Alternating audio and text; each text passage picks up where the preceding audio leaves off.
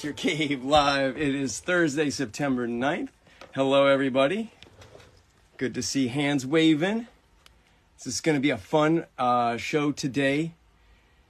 We have a really cool guest today. We've got Nicole Row, and fabulous bass player, and I'm really looking forward to talking with her in a moment. And by all means, folks, have any comments you want to leave on the comment section here, and we'll hope to get to them. But did I join? Hey, you did it. How are you, Nicole? I joined way too quickly. He wants to give an intro. Go ahead, do your intro. Well, I'm sorry. It was all for you, though. You know, come on. We set the room up just for you. Like, in your honor, here we have a nice jazz bass over here. Thank you. I love it. The studio is beautiful. Well, thank you. Yeah, we built this over the pandemic, and as you saw from up above, it's a full-on immersive experience in here, and complete with dog. We have dog here.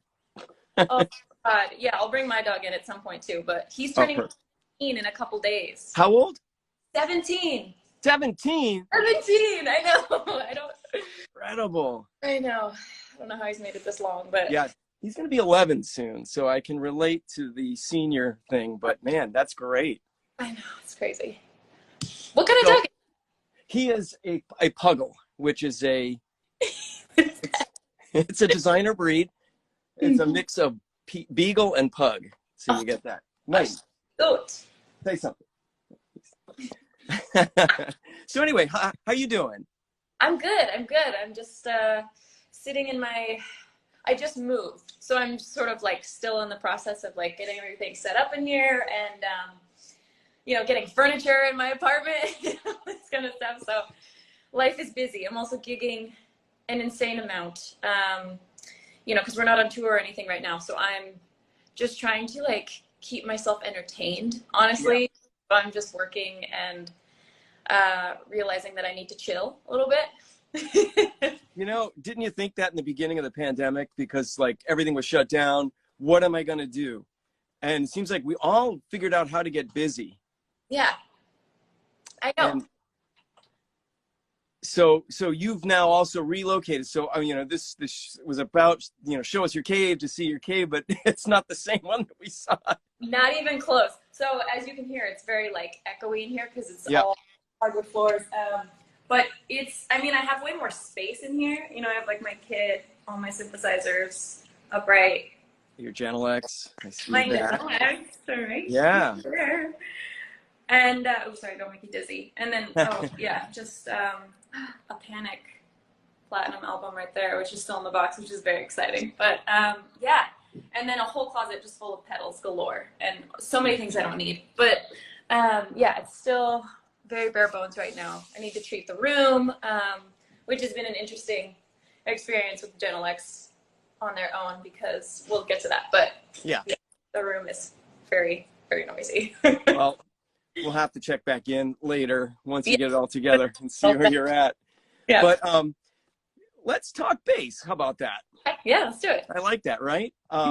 You know, I was thinking about this when I was coming together with some questions, and it's the one thing that I've often thought about. I went to Berkeley here in Boston, and if I could go back in time, definitely would have picked bass, you know, because I just think that guitar players, there's lots of them, but the bass, it unknowingly has a lot of the direction, the control. I mean, you've got melody, percussion, you've got everything all rolled into it.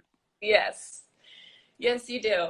I was just talking to somebody the other day about the approach to learning music, just like a song, you know, something really, really standard. And the way I approach it has changed so much. And just like my learning experience overall playing bass of like, originally it was all just like bass line, what happens with the drums, that's it. Like really lock in, what's the feel, right? And then over time it's become more, what's the melody? You know, how does that, everything that's happening around the song and the chord structure and all that stuff. So, which is much more where my focus is now, not letting go of, you know, bass lines and groove, obviously, because that's very, yeah, it's really, you can go as in depth as you want on bass, right? Because it's not one or the other. It's like both sides. Right. right? If you want to reinterpret the chord, just put something else in the bass, right? Hey, all of a sudden the guitar player sounds like he's doing something really complicated. Yeah, right. And do you think that, you know, because you're also a singer, that was something that you did most of, right? In the beginning? When I was younger, yeah. Yeah, I was really into singing and like lyrics or something for me. Like, I feel like not a lot of my musician friends memorize lyrics, but like, you know, if somebody's like, oh, let's do this song, and I'm like, I don't know what that is, can you sing it to me? If somebody just sings me the lyrics, that's what triggers it for me. I don't really know if that's because you know, as a kid I grew up just singing. I didn't have instruments around me. Yeah. Like I started playing bass so late. I don't know if that's why, but yeah, I saw that, and the thing about that is like you kind of stumbled on it. You know, unfortunately for me, I stumbled on the accordion, which, you know, that's didn't, it. but you got the right instrument. So, I'm sorry, I missed you. What did you say? I was just losing you for a minute, I think. Okay. Can you see me now? Yeah, yeah. Yeah, I think that is also a very necessary instrument. I don't anybody would say no to the accordion if they Right. hear it. Yeah. But you sort of kind of just came onto the bass, so it wasn't like something that you had initially thought like, hey, I'll play bass. No, but I think that was sort of more like I didn't know that I liked bass that much until I like happened like was playing one, and I was like, oh, this is what makes all my favorite songs, right? Is like this part of the song. Because you know, when I grew up, we weren't in a musical family at all. We didn't have instruments in the house, and my older brother and I just sort of like fell into it around the same time. Like he started playing drums, and you know, I started playing bass, and everybody was very confused as to why that was happening. But so yeah. So it was a happy accident. Right. So that was kind of your brother was sort of an inspiration to kind of move you along. We both actually were I think I was into music before he was. He was just the one who made the initiative to get an instrument. You know what I mean? Like where I was just more of obsessed with music and singing constantly and coming up with ideas. And, you know, finally somebody bought me one of those little like recorder, like, you know, I had a keyboard and then like a microphone and a little recorder and things. Yeah, but I mean, there was a time, I love this story. I gotta plug in my phone. I'm dying. Yeah. Okay. There was a time where we went to a guitar center together, and we both like were in the drum room, and I started playing, and he got so mad that I could actually play. He was like, "You're not allowed to play the drum." But now, now you got. And you didn't have that set up before? I couldn't. There was no space. This is glorious in here. Yeah. Yeah. So you said you've been pretty busy, like. Yeah. Playing out a lot. Yes. So, you know, as it was, I think for everybody, you know, COVID had benefits as far as like finding different parts of yourself, you know, creatively, like writing and stuff. But gigging was definitely missed. Playing with people and playing live. I didn't realize how not down I was, but just how much I needed it in my life. And so when I got a gig, once everything reopened, it was like, oh my God, this is like a drug. I need to do this all the time.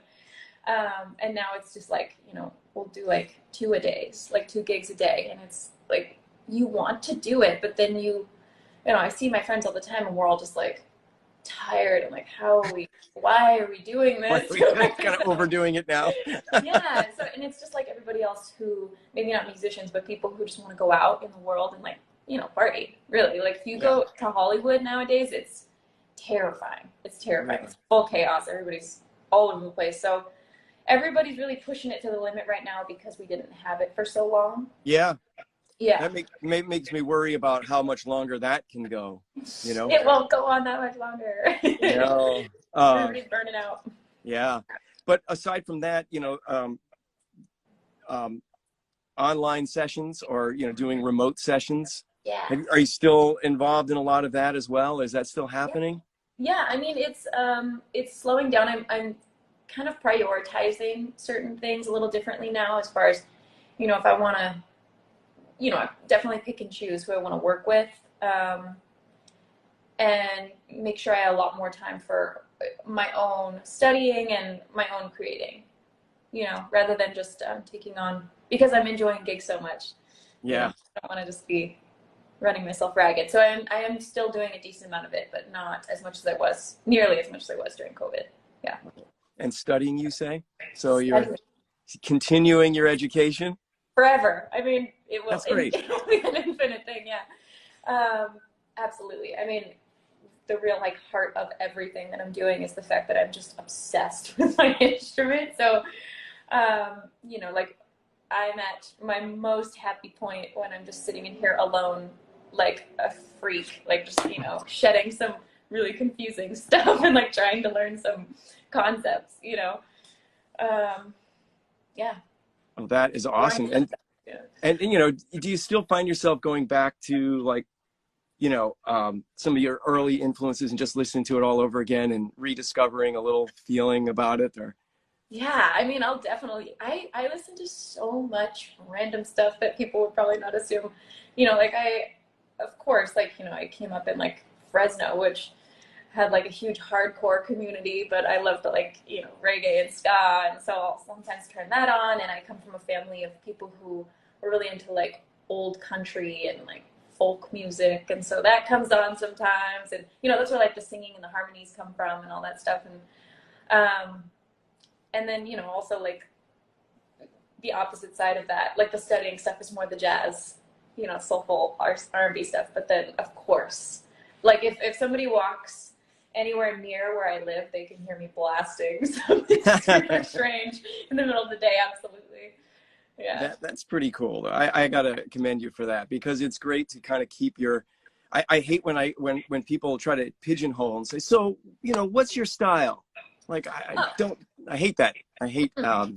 Or the way I preface the question. So your influences, well, what isn't an influence? That's the thing, right? It's such a tough question for me to answer. When people bring that up, I don't love it, right? I mean, because it's always different from day to day of oh, today I'm feeling my teenage self, you know what I mean? Or to, want to do a throwback kind of thing, just revisit that, that internal sensation of why you liked music and where that all came from. And, whereas the next day I'll be super nerdy and I'll want to talk about all my influences and, study, but yeah, it doesn't make the musician who they are, right? It's all of it, right? Yeah. Yeah, exactly. Because of eventually, and as a bass player would have it, that, you have to be able to work with everybody. I mean, you have to, you've got to fit in with not just the drummer, but the vocalist. You can't step on that. You can't be, Yeah, of course. I mean, yeah, I've learned that several ways, but yeah. Are you referring to as far as playing wise, the bass itself? Exactly. Yeah. Yeah. But it's all, but all of that together, is what music is, right? That's how we come together. Yeah, and my friend always say to me, he says this every day, leaving the space, right? Music is sound and occupying space, but it's also just as important as the open space, which applies to everything. Gigging too much, Yeah, right. Taking a riff while the vocalist is trying to take a riff moment, all that stuff. So yeah, absolutely. I just need you guys to know that Taco is here. Oh, there's Taco. Mighty, look over here. Look, we've got Taco. You want to see Taco? Oh, he's too... He's Taco. Oh my god. Yeah, so that's the guy. But yeah. Yeah, and then also that applies to performing, I think, too. Just do you walk out in front of the singer on the thrust, or do you not? That depends on your environment. Yeah, you kind of have to, right? And so your steady gig has been Panic at the Disco as of what, it's been a few years now, right? Couple years? I'm I want to say 4. I want to. I'm clearly not keeping track the right way, but because the pandemic really confused me. You know what I mean? It really did. We lost a year, so. Yep. Yeah, that's the gig, and I hope that stays the gig forever. I love those guys. I mean, it's so dynamic. It's like, that must have just been like when you got the call for that. I mean, you were already doing pretty good career-wise. You weren't doing too bad. Yeah, things were growing in a weird way that I wasn't expecting for sure at that point. You know, in a weird direction. I didn't expect to be a touring musician at all, but yeah, that was an interesting thing when I got the call, because I hadn't really like listened to Panic since I was really young, you know. And I was at the laundromat, I think, when I like got on the phone with management. I was like just hanging out, like, yeah, sure, like, you know, outside in the street. And it didn't really like hit me. I went home and I was talking to my friend, and she was like, "Wait, did you say Panic at the Disco?" Like, I was like, yeah. Like, you know, we'll see what happens. And she was like, "Okay, you remember who that is, right?" And she was like blown away that I wasn't melting, like my brain wasn't exploding. But it hit me when I got to Brenton's house, and I was like, "Oh, This is for real. this could be really, really cool." I totally missed that. But yeah, because, you know, I feel like in this world, you get calls all the time and things fall through, and, you know, you never let yourself get too excited about anything, because it's just always moving, constantly changing. And, you know, so I guess that's just kind of where my head was at when I got the call. But I am very grateful. So Yeah, I mean, how could you yeah. not be in that? I just imagine like getting that call and then immediately like hitting the road. Yeah. I mean, God, how long was it? Was it? Yeah, because they had their bassist had left right before their tour was supposed to start. We did the Underplay tour, which was probably my favorite one of all. But that was where we just did these like tiny little clubs, you know, like something you do here in Hollywood. And people, I think they weren't announcing the location until hours before. So Oh, people wow. would just come rushing these places and like try to get in line, and only so many people would get in. And it was just such an energetic experience, you know. It's really cool. Amazing. And so the whole catalog, you got it down. Well, I didn't have to learn. I mean, there's no way I learned everything, right? But you know, we play for like 2 hours. That's our set, so it's long. It's real long, and there's, you know, like modifications on the songs. You know, there's key changes. There's we go into like these unique sections or hits that we don't do on the record, and, you know, stuff like that. So it was fun, and rehearsals were super fun. So Wow. special, yeah. So I was going to ask you too. I was just kind of curious, and a lot of people keep exceed the questions that keep popping up. When's the next tour? What's going on? When you You tell me. I mean, you heard it, folks. I think what everybody kind of doesn't fully understand is that everybody's like, why aren't you guys out? There's other bands out. You know, it's because there was like a back order on tours, you know, and like COVID hit, Right.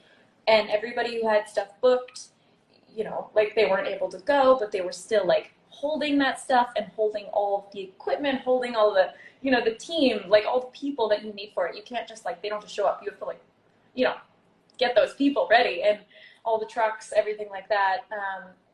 So all of that is happening now. Like all the stuff that was supposed to happen is happening now. So there's not really availability to just Right. jump on a tour. You know, it doesn't just work like that. So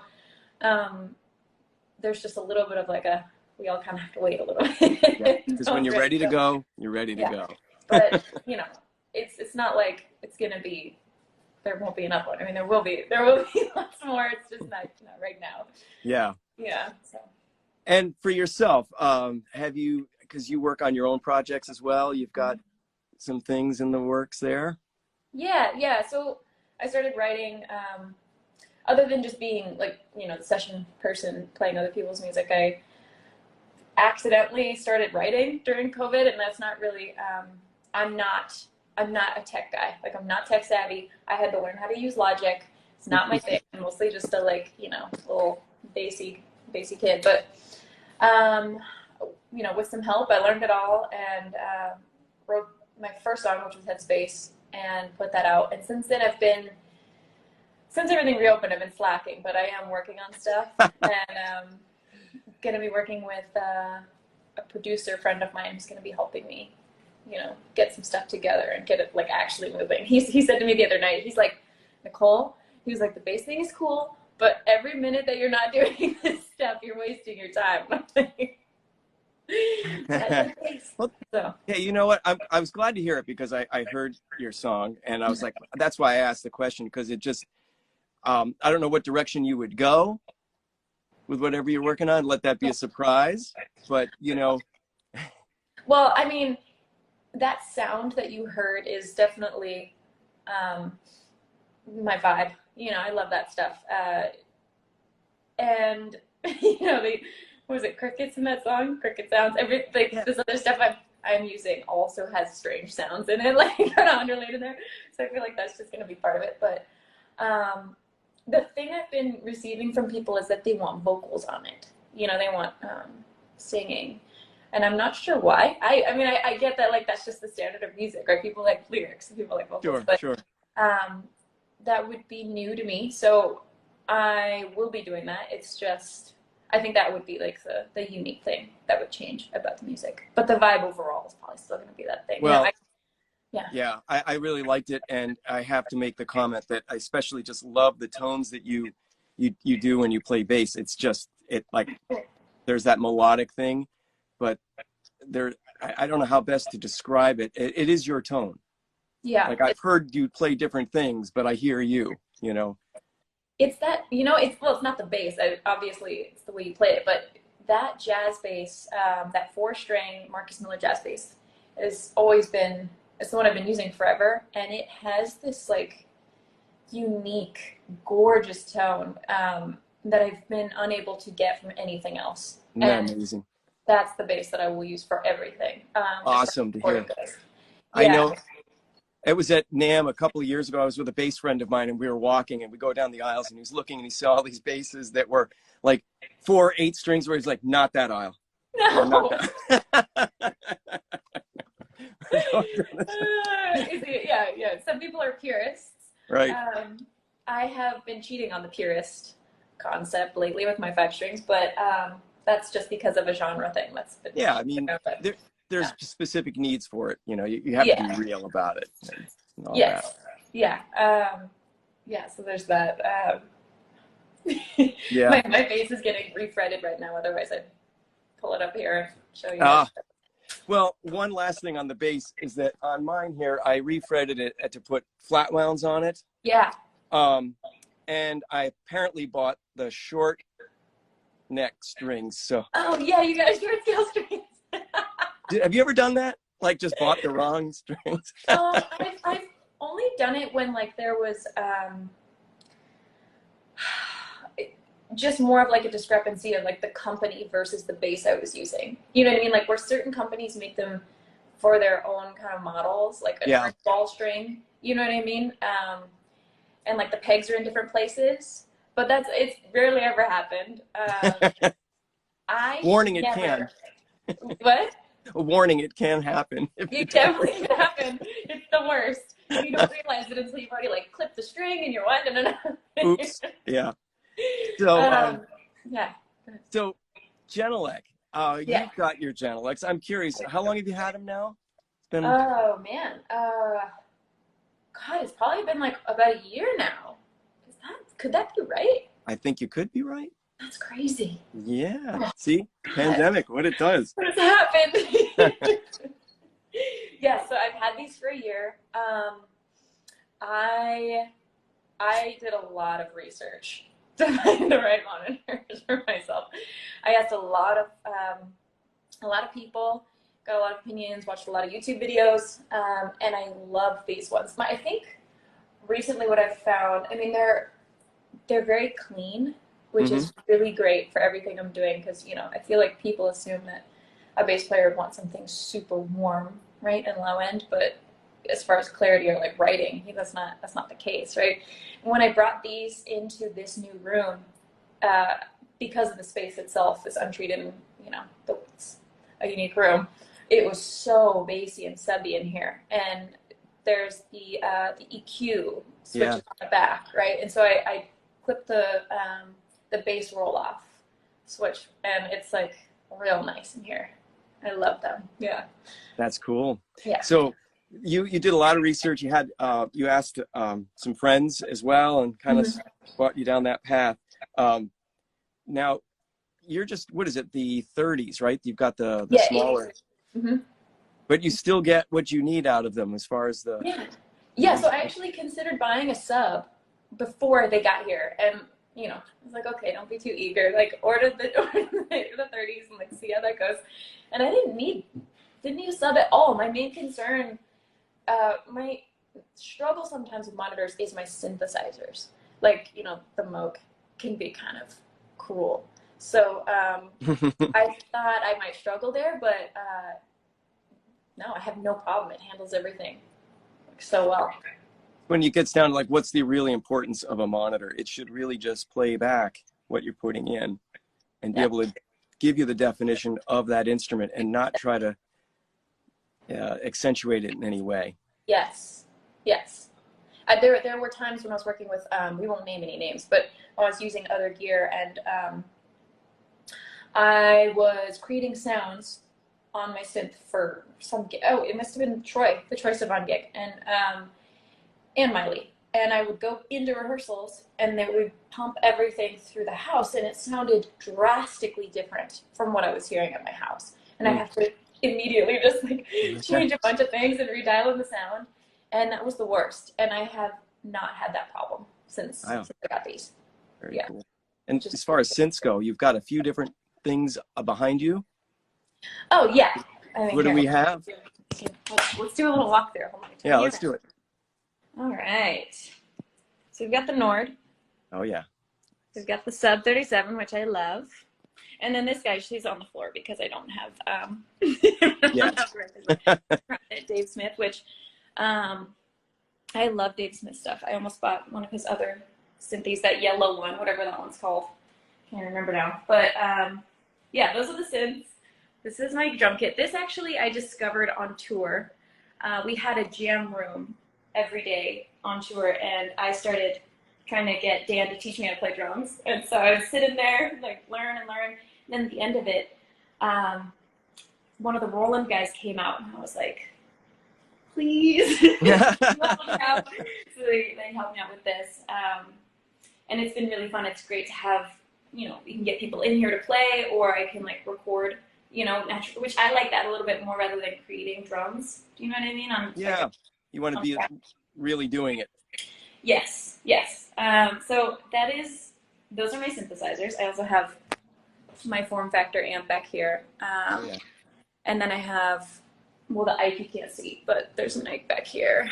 I'm actually in the market for a vintage combo amp. If anybody has anything they want to sell me. Well, now's a good time to ask that question, I guess. Yes. And then let me see if I can embarrass myself a little bit with this. Hold on, let's see here. This guy,